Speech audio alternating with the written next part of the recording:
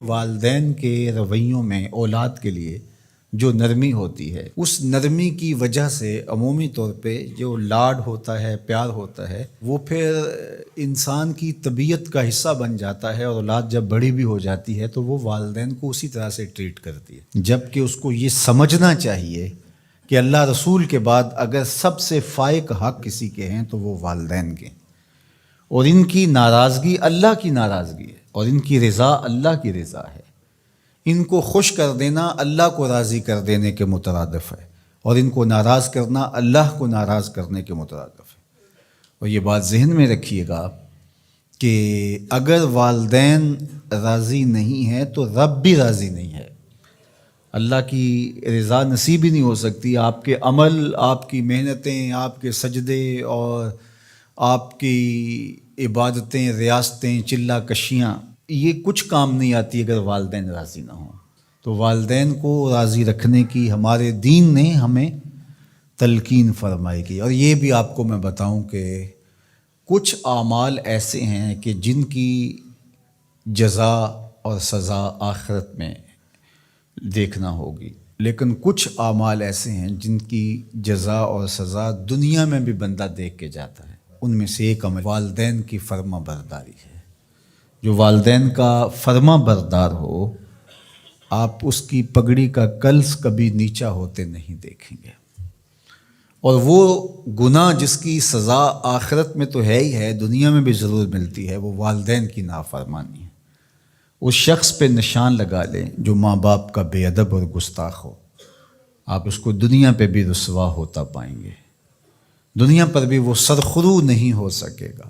دنیا کے اوپر جتنے لوگ بھی سرخرو ہوئے ہیں، کامیاب ہوئے ہیں، چاہے وہ مسلمان ہیں چاہے وہ کافر ہیں، آپ اگر ان کی تاریخ پڑھیں تو آپ کو نظر آئے گا کہ ان کے پیچھے ان کے والدین کی دعائیں ہیں۔ اگر والدین کی دعائیں نصیب ہیں تو انسان سرخرو ہوتا ہے، اور اگر والدین کی دعائیں حاصل نہیں ہو پاتی تو محنتیں بھی انسان کی اکارت چلی جاتی ہیں۔ تو یہ وہ نیکی ہے، یہ وہ عمل ہے کہ جس کا صلہ دنیا میں بھی اور آخرت میں بھی ملتا ہے، اور یہ بدعملی والدین کی نافرمانی ایسا جرم ہے کہ جس کی سزا دنیا میں تو ہے ہی ہے، آخرت میں بھی، اور دنیا میں دونوں میں اس کو جو ہے وہ حاصل کرنا پڑتی ہے۔ والدین نیکوکار ہوں، صالح ہوں، پاکیزہ عمل ہوں تو ان کی تو عزت اولاد کرے گی ہی کرے گی۔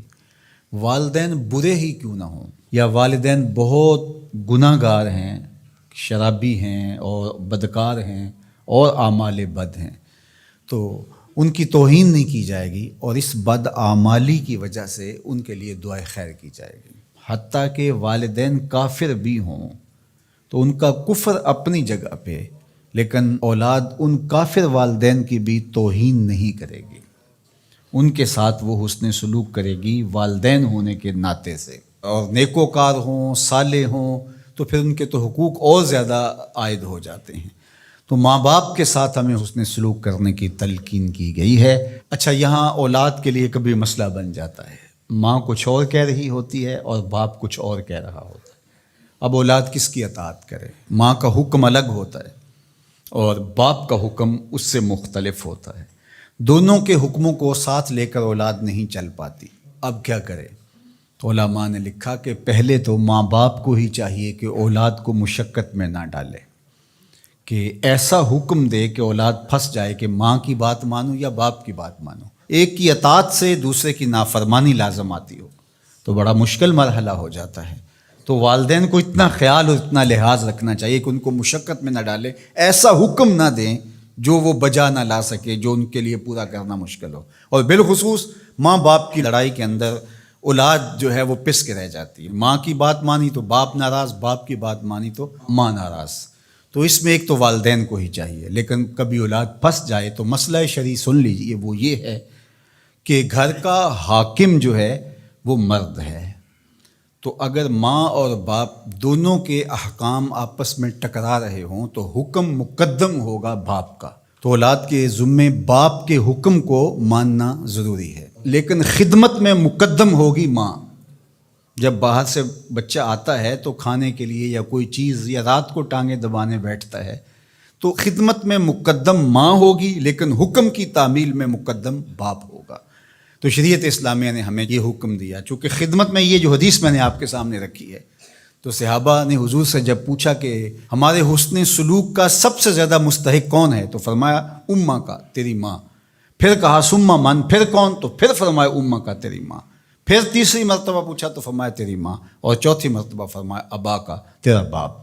تو اس اعتبار سے خدمت میں ماں مقدم ہے لیکن تعمیل حکم میں باپ مقدم ہے۔ تو باپ اور ماں یہ اللہ کی رحمتوں کے دو روپ ہیں۔ اللہ نے باپ کے سینے کے اندر بھی ایک اولاد کے لیے محبت کا جہاں آباد کیا ہے، اور ماں کی ممتا اور ماں کا پیار اور ماں کی الفت، یہ تو ایک کائنات ہی الگ ہے۔